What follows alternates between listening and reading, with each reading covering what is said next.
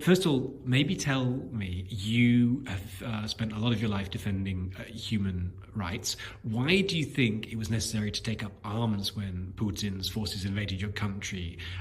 Why do you see, I guess, the war as a fight for human rights? I spent really years of my life trying to assist refugees and asylum seekers, trying to protect victims of torture and advocate for freedom of expression and assemblies. Also counteract xenophobia and discrimination in Ukrainian society and beyond. And I knew pretty well human rights situation in Russia because I dealt with refugees from Russia who were fleeing persecution and also was in close contact with Russian human rights defenders. I understood pretty well that if Russia prevails, there will be no human rights in Ukraine, in the occupied territories. There will be no human rights defense, and there will be no notion of human rights as such because they don't exist in contemporary Russian ideology. I was called quite often human rights defender, which is a very honorable title to me. But at that moment, I realized that I only have one tool at my disposal to defend human rights in Ukraine, this time from Russian invaders. And it was by taking up arms. And this is when I joined the armed forces of Ukraine. You were on the front line, you were taken into captivity, and you got to experience some of the Russian disregard for international law in the way that prisoners of war were treated. Can you tell me about that?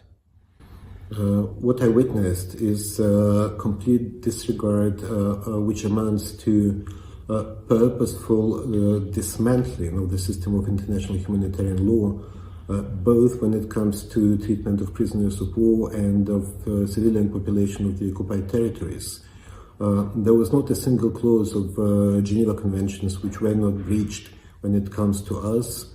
We lived through and witnessed torture, inhuman treatment, extremely poor conditions in which we were held, poor up to being dangerous for our health.